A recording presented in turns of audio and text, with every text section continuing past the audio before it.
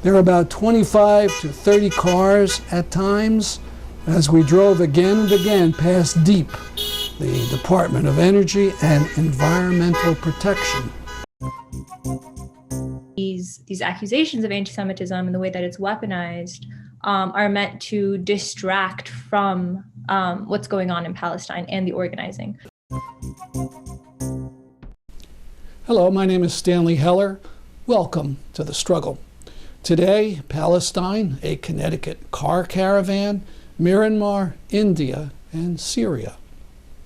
On Saturday Night Live, comedian Michael Chi made a joke about the news that Israel is reporting that it has vaccinated half of its population against COVID. Chi said he guessed it was the Jewish half. This led to a hysterical complaint by something called the Global Jewish Advocacy that what Chi said was untrue, and not only untrue, but similar to things that led to the mass murder of Jews throughout the centuries. It said all Israeli citizens are given the vaccine regardless of their religion or ethnicity. Now that last sentence is true and false. Palestinians judged to be citizens within Israel's 1948 boundaries do get the vaccine. But the map that Saturday Night Live used, and most U.S. news programs use, is inaccurate. This is the map understood by most Israeli Jews. What most of the world calls the West Bank, they call Judea and Samaria. Within it are millions of Palestinians who have no right at all to the vaccine. We're talking about 4.5 million people. After this was exposed on world media, Israel sent some vaccine. 2,000 doses have arrived so far. This is how the New York Times put it. Israel has given 2,000 vaccine doses to the Palestinian Authority and promised 3,000 more. Token figures given the size of the Palestinian population. The Jewish Voice for Peace Health Advisory Council calls for full distribution of the vaccine to all Palestinians under Israel's control. And so did Senator Bernie Sanders. So Chi's joke is technically inaccurate, but in the bigger picture, very true. Coming up March 9th, Richard Silverstein has arranged for a very interesting Zoom panel called Can Israel Be Both Jewish and Democratic? This is how it's described. What does it mean to be Jewish if this classifies you in law as a member of a collective that oppresses others? The panel includes Avraham Berg, an Israeli citizen who was once the Speaker of their Knesset and who has gone to court to give up his nationality as a Jew. Now, this is actually a big deal. In the United States, citizens are citizens. In Israel, citizens have a nationality, and it's on your ID papers, and this leads to different treatment by the government. We link to the panel registration here on thestruggle.org. This Saturday, February 27th, there'll be a car caravan and also a virtual Zoom rally opposing another fracked gas plant in Connecticut. We have talked about Bill 718 that would have stopped such construction, but the ruling Democrats killed it in committee. Not even a public discussion is allowed. Meet before noon in the parking lot at 1 Linden Place in Hartford. What follows is some video of last June's car caravan calling on Connecticut's Governor Lamont to stop the construction.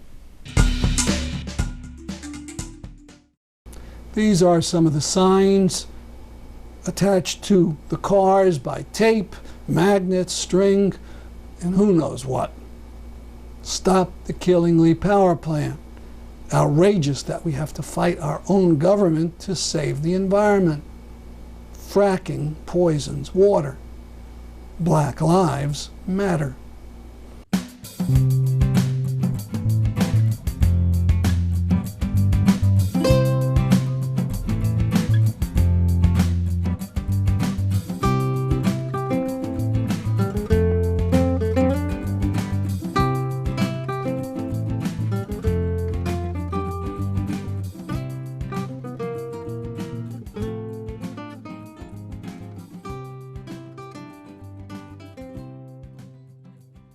This banner was tied between a sign and a tree opposite Deep.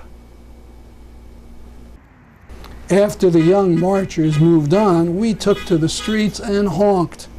There were about 25 to 30 cars at times as we drove again and again past Deep, the Department of Energy and Environmental Protection, and around the Capitol.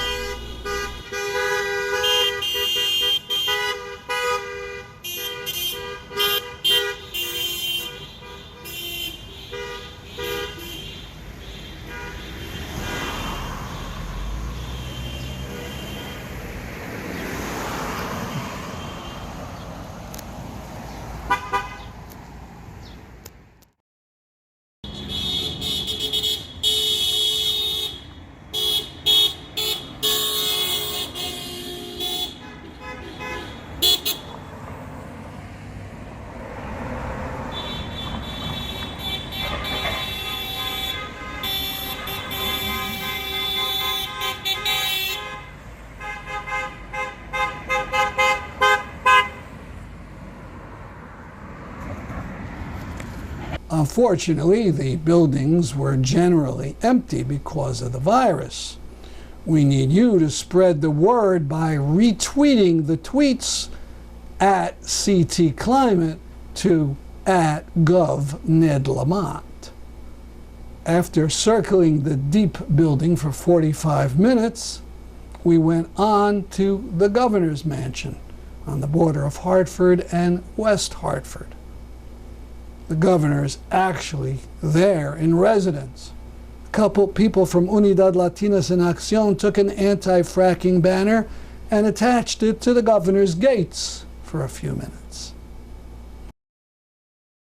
While all this was going on, there was a virtual rally of talks by activists going on over the internet. Go to Twitter and at CT Climate to see the latest memes about this subject. To watch the virtual rally this Saturday, go to Facebook and search for No More Dirty Power in Killingly. Now, at the same time this event is taking place in Hartford, RPM is holding a panel talking about farmer struggles from India to the U.S. More about it at rpm.world. Now more about the farmer strike in India. To the farmers of India.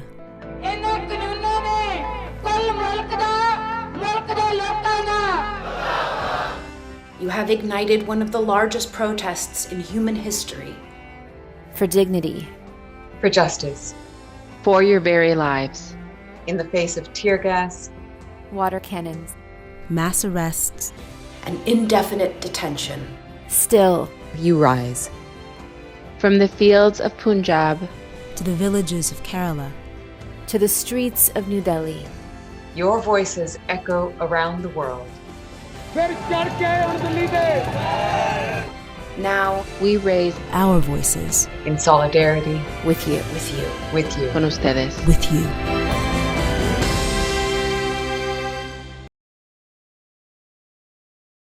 We continue with more of the program of the Democratic Socialists of America program on Palestine and BDS. So what is the current state of U.S. organizing around BDS in Palestine? And I know, Sumaya, you just recently wrote a book that touches on this, and you spend a lot of time organizing on the ground. If you want to start us off here. Sure. Co-edited, because there's a lot of great pieces by other people. And yeah, make sure to check out the book. I think it's in the comment section. Before I jump to that, Olivia, if it's okay, I actually just want to piggyback off of something that Omar was talking about, because I think it's directly linked to what is the state of Palestine organizing in the US and BDS specifically.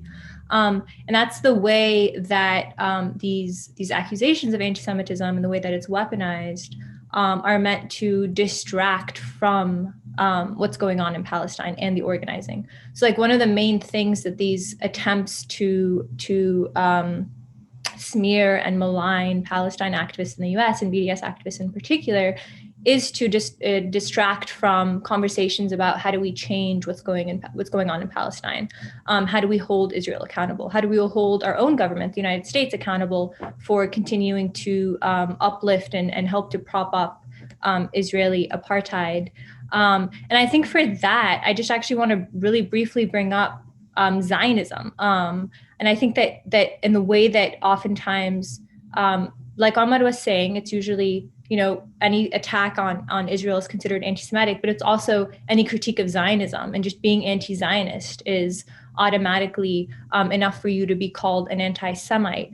And so I actually want to give a definition of Zionism as it stands today, because I think that's helpful in retorting some of these accusations and understanding that Zionism is a political ideology, right? It's not religious, it's a political ideology that has actually given Israel cover for its ongoing colonization of Palestine. And in the words of one of the founders of Zionism, Vladimir Jabotinsky, Zionism is a colonizing adventure. This is a direct quote. And that is precisely what here in the US, when we're saying we're anti-Zionist, when we're saying we want to hold Israel accountable, and we're saying we should boycott Israel, that is what we're critiquing. That is what we want to hold accountable. That political ideology that sustains apartheid and colonization.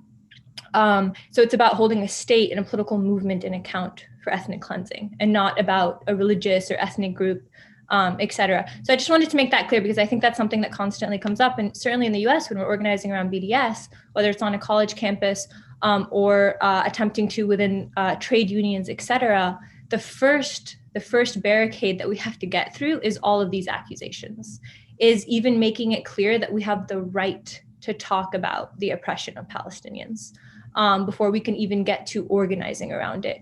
That's often the first thing that's happening.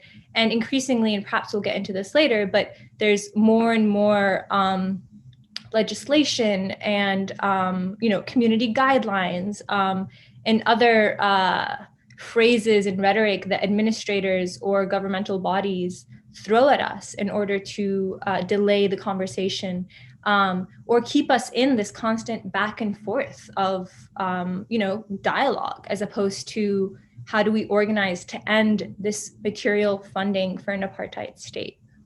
So I'll stop there. Thank you.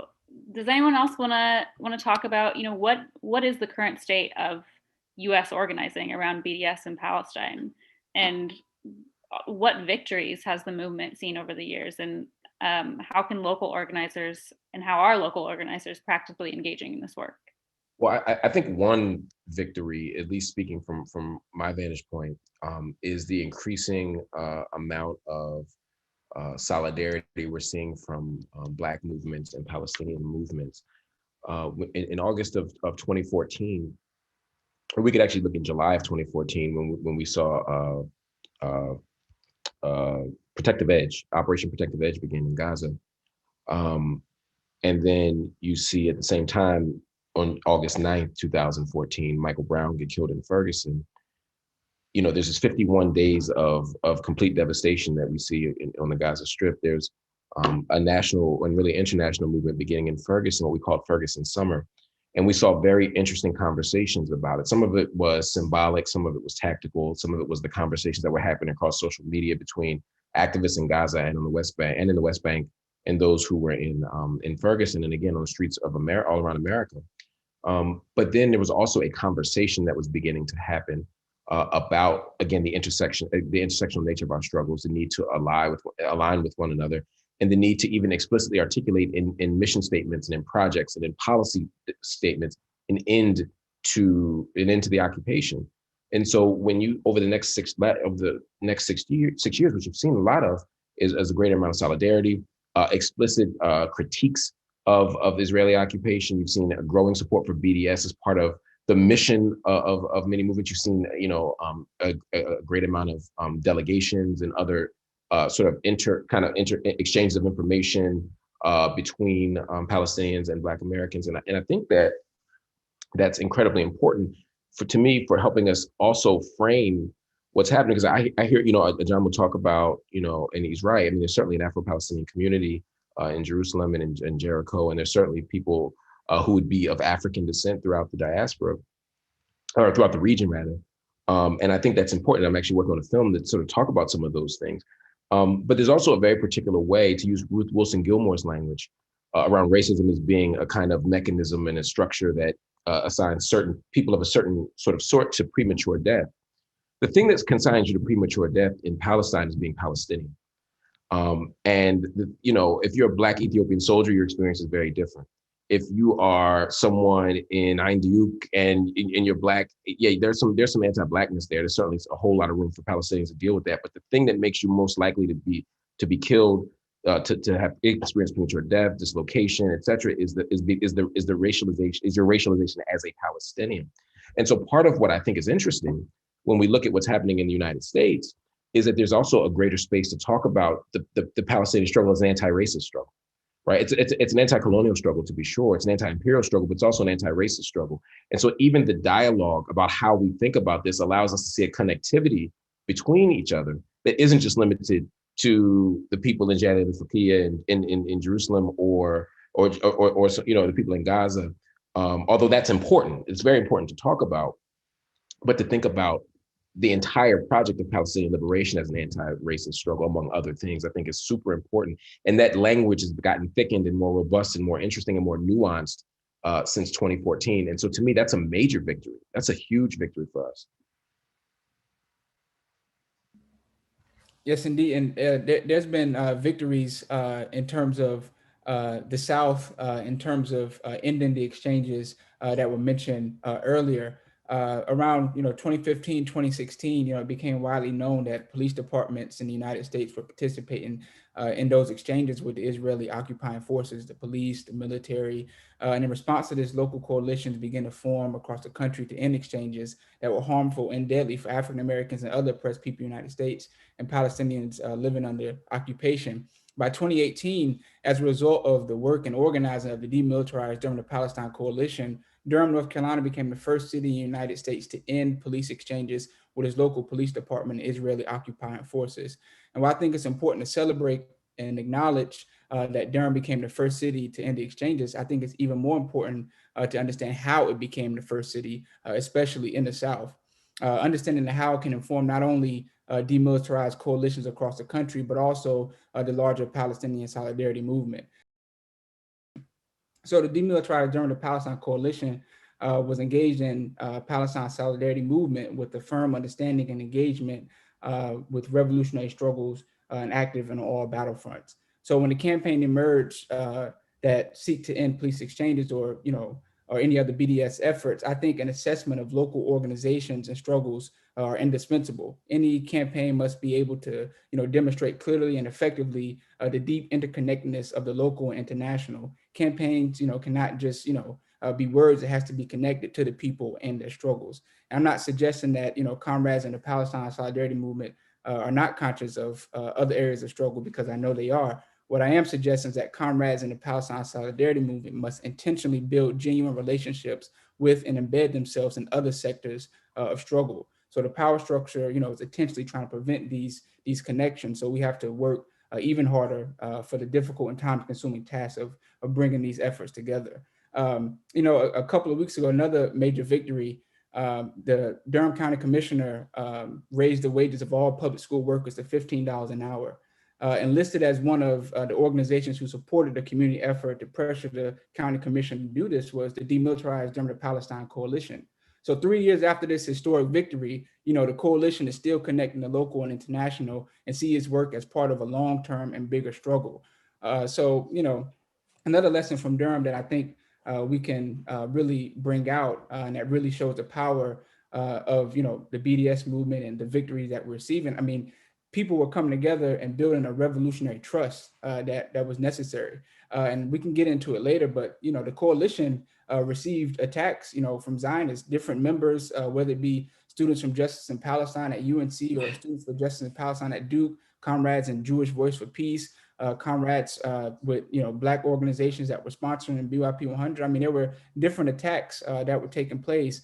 So while that victory was important, because that revolutionary trust was there, we were able to defend each other, defend the reason that we were connecting these issues, and increase the consciousness of Palestinian liberation in our local community. I just wanted to add one thing about the victories. We know, of course, that academic associations have passed BDS resolutions. Ethnic American Studies Association, National Women's Studies, Indigenous Studies, and others, setting precedents in 2014, 15 onward. So growth of the academic boycott of Israel's complicit academic institutions has really grown among US academics. We also saw AFL-CIO Connecticut adopt BDS in 2015, I believe. United Auto Workers chapters, graduate student unions in California, in New York, and elsewhere have adopted BDS. We saw a lot of these successes at the grassroots level, at the unions level. Churches, of course, the Presbyterian Church divesting from companies involved in Israel's occupation, the United Methodist Church divesting from Israeli banks, as well as G4S, a security company involved in Israel's crimes against Palestinians. So we saw mainstream churches, mainstream unions, academic associations, all adopting measures along the BDS strategy. And this culminated in having, thanks to DSA, members in Congress supporting BDS for the first time in US history and getting away with it, not being assassinated or their careers destroyed. Today, defending the right to BDS has become the progressive thing to do. Bernie Sanders and others are defending the right to BDS. The American Civil Liberties Union is defending the right to BDS. And just to end this, many people, even if they don't support BDS, they know that if the right wing and the neoliberal establishment, if they get away with criminalizing BDS, no one is safe. McCarthyism did not start against all progressives. They targeted supposed communists, and then they moved on and on and on to criminalize everyone opposed to imperialism, basically. And today, I think many people realize, even if they don't have a clue about BDS, this nonviolent anti-racist movement is being targeted, including today by Biden's administration. 3 different departments in the Biden administration have nothing better to do with the messed up USA except attacking BDS. The Secretary of Treasury has no better work to do except attacking BDS, and the UN ambassador, the US ambassador to the UN, it's a high priority to fight BDS and not allow it a voice at the UN. Why is that? So many people realize that if those get away with this, none of us is safe. The Black liberation movement is not safe. The gay liberation movement, the women's movements, the indigenous rights movement, no one is safe if they get away with it. I just want to briefly add, in addition to all of the victories that were mentioned, I think one really tremendous and powerful movement is also the student movement on college campuses across the country. And all of the BDS resolutions that have passed, and then the dozens more that students are still fighting to pass today, and at a large expense, right? Like people go through all from suspensions to having employment opportunities or immigration statuses put in a vulnerable position. And having to constantly defend themselves as students who are already in a particularly vulnerable position.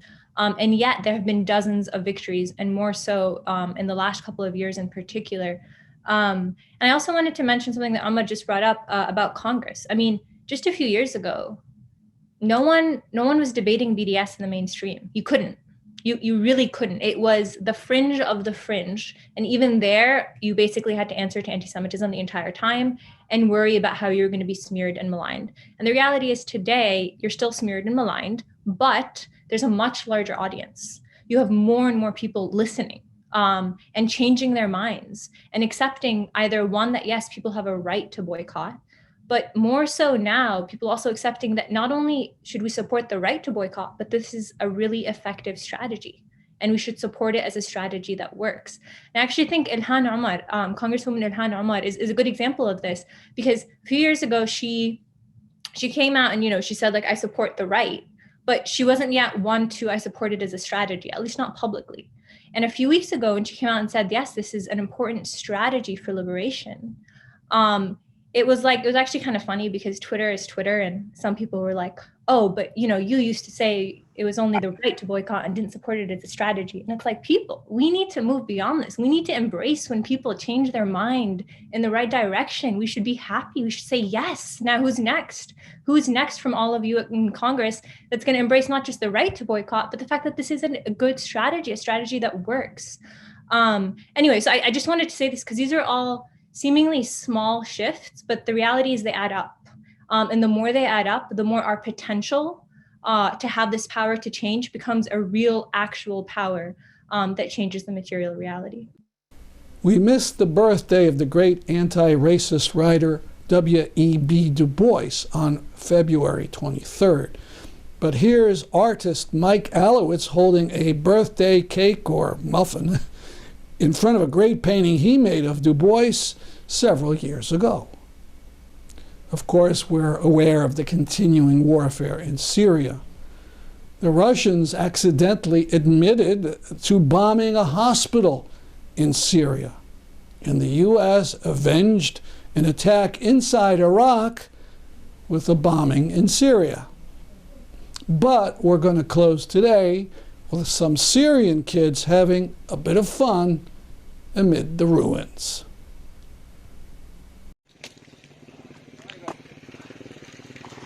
Go ahead, Hadi. Go, go. Oh my God. That's our program for today. Stay safe, folks, but stay active. I'm Stanley Heller for The Struggle.